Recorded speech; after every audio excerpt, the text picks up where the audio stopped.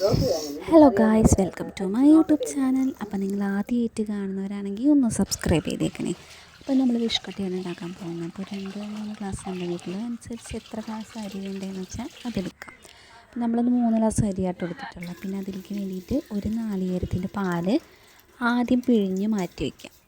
പിന്നീട് എന്ത് ചെയ്യുക, അടപ്പത്തേക്ക് നമ്മൾ പിഴിഞ്ഞതിൻ്റെ ബാക്കി ഉണ്ടാവുമല്ലോ, അതിൽ വെള്ളം ചേർത്ത് വെള്ളത്തിലായിട്ട് പിഴിയുക. കട്ടിപ്പാൽ മാറ്റി വയ്ക്കുക. അതിന് ശേഷമാണ് നമ്മൾ ഈ പിഴിയുന്നത് കേട്ടോ. അതൊരു 1/4 ഭാഗത്തോളം മതി, അധികം വേണ്ട. ഒരു 1/4 ഭാഗത്തോളം പാൽ ഒഴിച്ചാൽ മതി. അതിന് ശേഷം നമ്മൾ കുതിർത്ത് വെച്ചിട്ടുള്ള അരി എന്ത് ചെയ്യുക, ഒന്ന് കഴുകിയിടുക. വെറുതെ ചൂടുള്ള ഒഴിച്ച് ഒന്ന് കഴുകിയാൽ മതി കേട്ടോ, കുതിർത്തി അങ്ങനെ വെക്കേണ്ട ആവശ്യമൊന്നുമില്ല. അതിന് ശേഷം നമ്മുടെ അരി ഈ അടപ്പത്തേക്ക് ഇടുക. അതിന് ശേഷം നല്ലതുപോലെ ഇളക്കിക്കൊണ്ടിരിക്കണം. കാരണം ഇത് പെട്ടെന്ന് അടിയിൽ പിടിക്കും. അപ്പോൾ അതുകൊണ്ട് നമ്മൾ ഇളക്കിക്കൊണ്ട് തന്നെ ഇരിക്കണം. അങ്ങനെ നമ്മൾ അരിയൊക്കെ ഇട്ട് അടപ്പത്ത് വെക്കുന്ന കേട്ടോ കൂടുതൽ നല്ല ടേസ്റ്റായിട്ട് കിട്ടും നമുക്ക്. നമ്മൾ അടുപ്പിൽ തന്നെയാണ് വെക്കാറ്. അതിന് ശേഷം ഒന്ന് തിളയ്ക്കുന്നത് വരെ നമ്മളിതുപോലെ തീയൊക്കെ ഒന്ന് കത്തിച്ച് ഒന്ന് ഇളക്കിയൊക്കെ വെച്ച് റെഡിയാക്കി വയ്ക്കാം.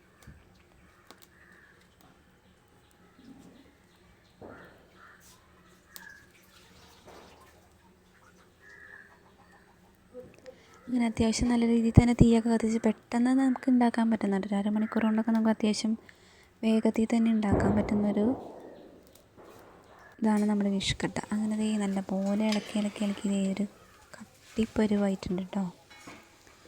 ഈ ഒരു പരുവാകുമ്പോൾ നല്ല രീതിയിൽ തന്നെ ഇളക്കിക്കൊണ്ടിരിക്കണം. അങ്ങനെ ഇളക്കി നമ്മൾ ഒരുവിധം അടിയിൽ പിടിക്കാതെ നോക്കണം കേട്ടോ. അത് നല്ല ശ്രദ്ധയോട് കൂടിയിട്ട് തന്നെ നമ്മൾ ചെയ്യേണ്ടതാണത്. അതിനുശേഷം നമ്മൾ മാറ്റി വെച്ചിട്ടുള്ള കട്ടിപ്പാലുണ്ടല്ലോ, അത് ഇതിലേക്ക് ഒഴിച്ച് കൊടുക്കുക. ഇത് അത്യാവശ്യം ഞാൻ കാണിച്ചു തന്ന പരുവത്തിലെത്തിയതിന് ശേഷം കേട്ടോ ഈ പാലൊഴിക്കേണ്ടത്. അങ്ങനെ ഈ പാലൊഴിച്ചിട്ടും നമ്മൾ ഇളക്കിക്കൊണ്ടിരിക്കണം. അത്യാവശ്യം നല്ല രീതിയിൽ തന്നെ ഇളക്കാം. അതെന്താണ് ഒഴിച്ചത്?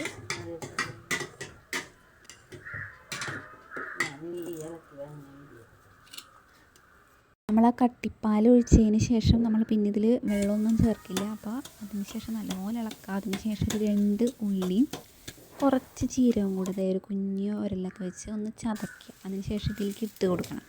എന്നിട്ട് ഇളക്കി കൂട്ടി കഴിഞ്ഞാൽ നമ്മുടെ ഫിഷ് കട്ട റെഡിയായി. പിന്നെ ഇതുപോലൊരു പ്ലേറ്റിലേക്കോ അല്ലെങ്കിൽ ഒരു കിണ്ണത്തിലേക്കൊക്കെ അല്ലെങ്കിൽ അത്യാവശ്യം നല്ല വലിപ്പമുള്ളൊരു പാത്രത്തിലേക്കൊക്കെ ഇതുപോലെ നിറച്ചതിന് ശേഷം അതിൻ്റെ മുകൾ ഭാഗം ഇങ്ങനെ ചട്ടകൊക്കെ വെച്ചൊന്ന് റെഡിയാക്കി എടുക്കണം. നമുക്ക് ആ ഒരു ഷേപ്പ് കിട്ടാനായിട്ട് മുറിച്ചെടുക്കാൻ പറ്റുന്ന ഒരു രീതിയിൽ ആവാൻ വേണ്ടിയിട്ടാണ് നമുക്ക് ഇതുപോലെ ഇങ്ങനെ അമർത്തിയൊക്കെ ഒന്ന് സോഫ്റ്റാക്കി കൊടുക്കുക. പണ്ടൊക്കെ ഇല വെച്ചിട്ടാണ് നമ്മൾ ചെയ്തിരുന്നത്. ഇപ്പം നമ്മൾ ഇങ്ങനെയാണ് കേട്ടോ ചെയ്യുന്നത്. അപ്പോൾ നമ്മുടെ ഫിഷ് കട്ട ഇവിടെ റെഡി ആയിട്ടുണ്ട്. അപ്പം നമ്മുടെ ഫിഷ് കട്ടയുടെ കൂടെ ഒന്നില്ലെങ്കിൽ വല്ല മാങ്ങക്കറിയോ അല്ലെങ്കിൽ തേൻ അല്ലെങ്കിൽ അതുപോലെ ചിക്കൻ കറിയൊക്കെ. എനിക്ക് കൂടുതൽ ചിക്കൻ കറിയാണ് ഇഷ്ടം. അതുകൊണ്ട് ഞാൻ ചിക്കൻ കറിയും കൂട്ടിയാട്ടോ കഴിക്കുന്നത്. അത്യാവശ്യം നല്ല പീസായിട്ടാണ് നമുക്ക് കിട്ടി. ചിക്കൻ കറിയും ഇതായാലും അടിപൊളിയായിരുന്നു, ഫിഷ് കട്ടയും അടിപൊളിയായിരുന്നു. അപ്പം രണ്ടും കൂടെ നല്ല കോമ്പിനേഷനായിരുന്നു. നിങ്ങൾക്ക്